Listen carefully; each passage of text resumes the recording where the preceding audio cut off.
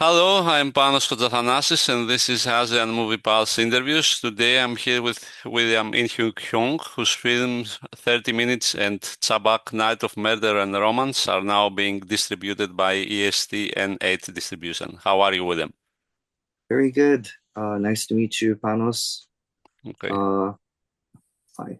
Mhm. great, great. So before you became a director, you were a musician and an actor. Can you tell me a bit about that?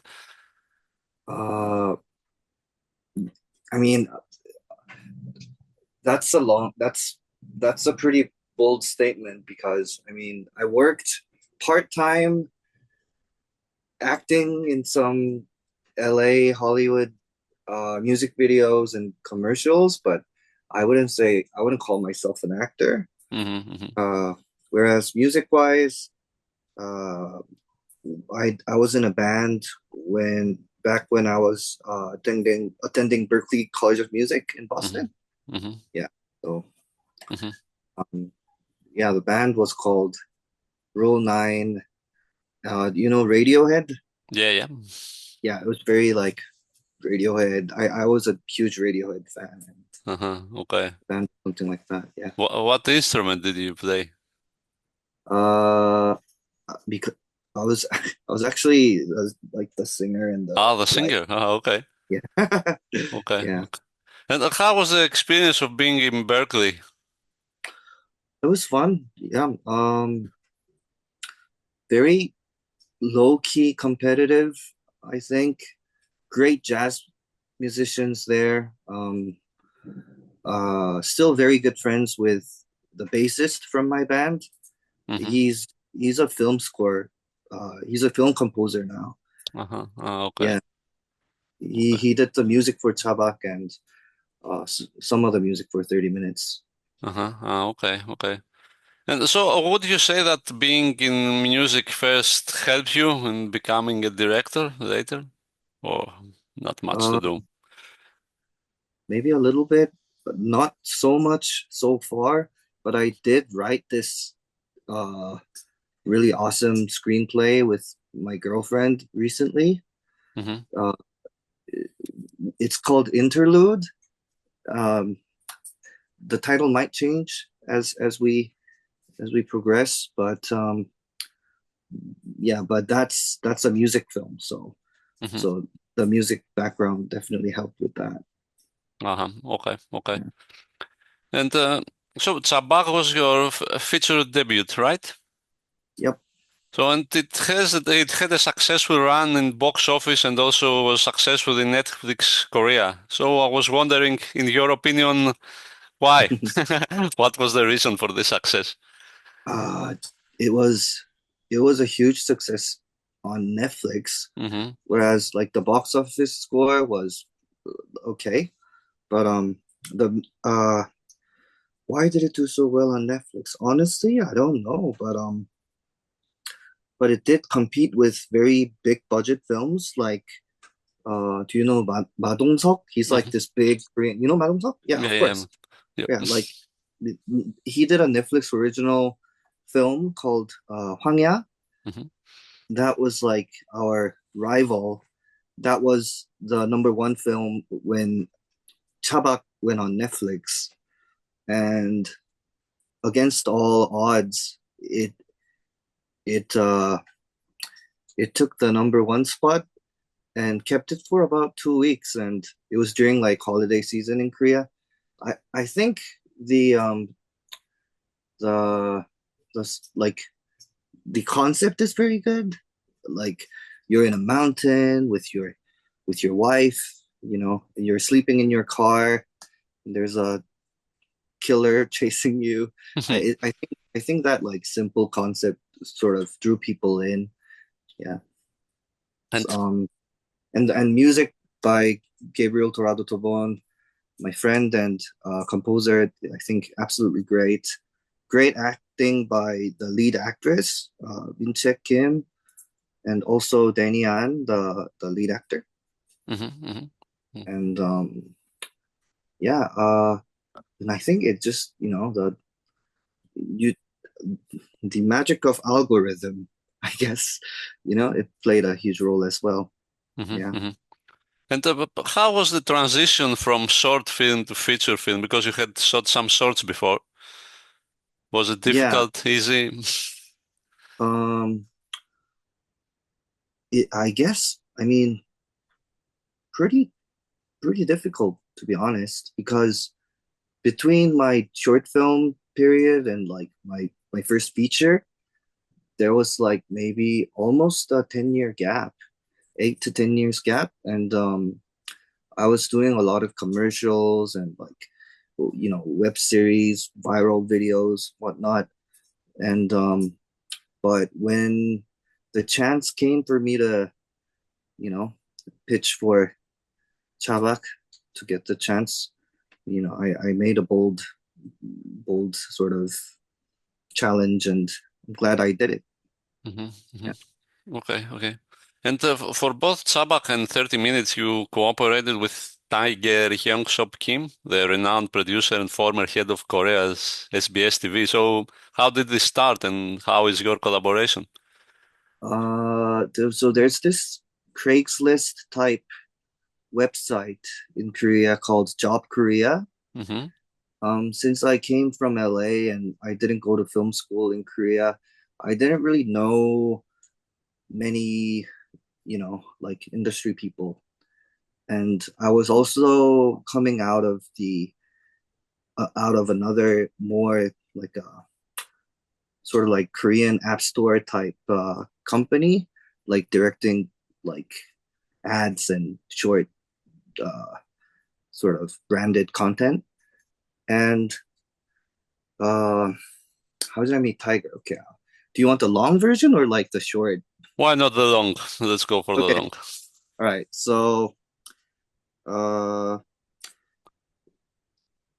met my soon-to-be wife, and she's a writer. Um, I was I wanted to get married, so I was working hard in a normal company, so to speak. And then she encouraged me to go for it. Well, I kind of convinced her. And then since I didn't know anyone, I started looking for like job openings on Job Korea, which is like Korean Craigslist. Hmm. Hmm. And I had like 3 or 4 scripts ideas and uh, like a few scripts I wrote. And this Tiger Studio, which I didn't know much about because Tiger Studio is actually a small company, even though it's run by a very prominent, very successful CEO. Back then, I didn't know like who Mr. Kim was, to be honest. But I took the chance to go see him. He read some of my scripts, and he thought they're bad. And he saw, and then he saw some of my like short films and other stuff that I did, and he yeah, and then he suggested that we work together. Yeah, Hmm. so that's how the partnership began. Hmm. Hmm. And in general, where do you draw inspiration from for your movies? Question. Um, until my un, well, for Chabak, I was lucky because I didn't draw inspiration directly from my personal life because it's really sort of against what Bong Joon-ho said in Oscars, because he said, like, I mean, he quoted Martin Scorsese in saying the most personal is the most uh, universal, or I don't know word to Yeah, word, something like but that. Yeah. something like that. Mm-hmm. But I honestly kind of believe against it, because I think a lot of the times what filmmakers sort of fall into is write about what they feel, or like what they're going through, so to speak. So, like, for example, if you go to uh like a dentist, oftentimes they have experience in like aligning their teeth, you Hmm. know? Like you go to get your eyes checked, chances are the doctor's gonna wear glasses. Uh-huh, uh-huh. So like people write about themselves, and I think it's a natural thing to do, but honestly, unless you're super lucky or super special, which I'm not, to be honest, and it's I think it's much better to write about something else, not yourself. So Mhm. with Chabak, I was lucky because there was sort of a original story, and then um, I was able to work my way through it. Uh, and my other short films, they were mostly like personal, I guess, but I'm growing more towards, I'm growing away from myself as a writer currently, Mhm. Mhm. and I think that's a very good thing. So, where do I draw my inspiration? From the outside world. Yeah. Okay, okay, okay. The same is for 30 minutes, would you say? Um, Honestly, I think that was like in between period. Mhm. Mhm. Yeah. But Okay. it's very personal, but it's also it's a big idea because it's it sort of weaves its way through the idea of AI, and there's elements of like time travel and loop where while we're going through the drama between this newlywed couple. Yeah, well, I mean, they've been married for like 5 years, so not newlywed, but yeah. Mhm. Okay, okay. And tell me a bit, you had Danny An in Chabak, who is like K-pop group from God, very famous. So how did that work? How did you manage to cast him, let's say? In Korea, you sort of you can either go through a casting director or you can go meet that actor personally and try to convince him or her Hmm. if you're lucky to actually meet him in person. But Danny was a very open guy, still very open. Um, and when I met him, I explained to him the character of Suwon, which is one of the main characters for Chabak. And well, I don't want to spoil the story, but um, he was perfect for Suwon because honestly, because everybody loves him, and I wanted to give that sense of sort of someone you can rely on. Hmm. Hmm. Yeah, so he was sort of perfect for that, and yeah, and he invited us to a couple of his concerts and his plays, and you know, great guy, great actor, wonderful musician. Yeah. Hmm. Hmm. And in general, how is your cooperation with your actors? Do you allow improvisation, let's say? Are you strict with them? How do you work with them? Honestly, uh, we do sort of lock a lot of the elements during the pre-production, especially because we were in a very fast-paced uh, production. So, um, so I guess you could say that um, everything was meticulously promised, uh, sort of locked in. But and then on set, if there was something brilliant that came into actor's mind, I was always happy to receive it. Hmm. Hmm. Okay, okay. And what would you say is the most important thing to have a successful horror film? Is it like Great, sound? Is it story? Is it what would you say? great question. I think. Well, what do you think a great horror film is? Uh, like, what would you say? Sorry, I Okay. hear that. Yeah, Maybe, yeah, I don't know, Silence of the Lambs usually comes to mind first. great film. Yeah, Yeah, yeah, yeah. yeah. I guess. Well, when you say Silence of the Lamb, I first thing that comes into my mind is great character. Hmm. I think, um, yeah, I guess that makes sense. Because, uh, like Scooby Doo. Yes. Yeah, like half of Scooby Doo is like about the bad guy's character. Uh-huh. Hmm. Like the first half is like, what the fuck? What's going on? Hmm. But the second half is like, wow, interesting guy. Or like that's like Saw, for example. You want to throw the audience somewhere that they're not familiar with, or like they don't know what's going on, they're scared of, but and then you sort of and then it's really what's the character of what's haunting them that Hmm. has to be interesting, I Hmm. think. Yeah, and of course great music, great sound. Yeah. Yeah. Kudos to Ian Kim, who always does my sound design. I think he really ups the production value. Hmm. Yeah, Hmm. Ian Uh, Kim and Jun. Yeah, mhm. But I also think that as time passes and people watch more and more movies, getting them scared also becomes more and more difficult. I don't know if that's your opinion too, right? yeah. It's true. It's uh, but still, I think it, it works when it works, and I love it when it works. Hmm. Uh, like it's like falling in a ditch. You know. Yeah, yeah. Yeah. Okay, and what is your opinion of the Korean movie industry at the moment? We are uh at the moment uh 파묘가 영화 제목이 뭐죠? 알아요? 파묘? There was this really great film recently that came out called 파묘. I'm not sure what the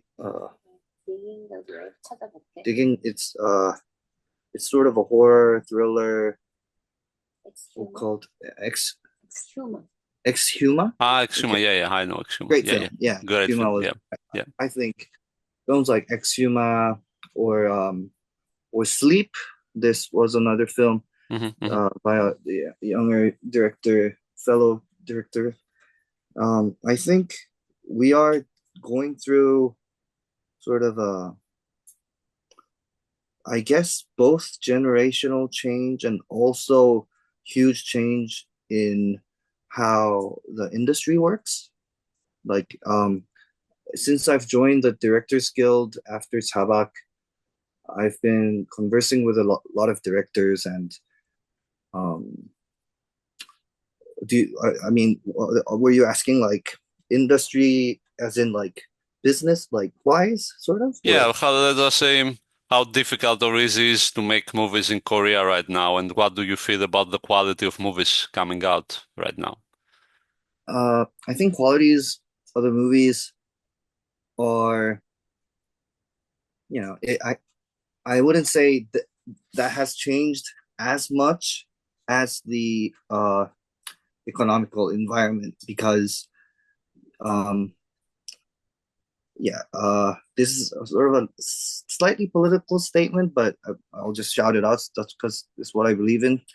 Um, uh, you know, Napster. You remember Napster, or Yeah. like so that created the music copyright uh, organization in Korea. Hmm. So every time a song is digitally streamed somewhere, the composer and the producer and the singer, they get their share, you know, when the content is used. But in Korea, even though video has become like music and it's like streamed everywhere, and uh, it's more of a used thing than owning a ticket. It's different concept. And even though we're in a we're in the age of streaming, and the Korean law and sort of the social standards are way behind. It's unbelievable actually how behind we are in this. I mean, we're actually learning a lot from Europe, of course, and Latin America. But so it's funny because like Korean drama, huge success, Hmm. but the production companies in Korea, a lot of them are going out of business right now. But on the positive side, I think the quality of content is getting better, and legislation is also in the works. So yeah, Hmm. Okay, okay. hopefully the politicians will do their job. Okay, okay. And can you tell me a bit more about your next project, about the music movie? Yeah, interlude uh, is what would be a short way to say it? It's about a pianist who comes from a strong classical background and competes in the Chopin concours Hmm. in Poland, um, and because of chain of events, uh, has to give up on her dream and stumbles upon a jazz band and sort of restarts from there. But it's really about like um, it's the story of like genius musicians and musicians who are not geniuses. It's about um, it's really about, I guess, what's the word? Reincarnation by new discoveries and friendship. Yeah, Okay. something like that. All right. Okay. But we're gonna have like excellent pianists and musicians in the film. Um, yeah, I can't say much about it, but it's gonna be an interesting film, I think. Hmm. Hmm. Well, I guess that's it. Thank you very much for your time.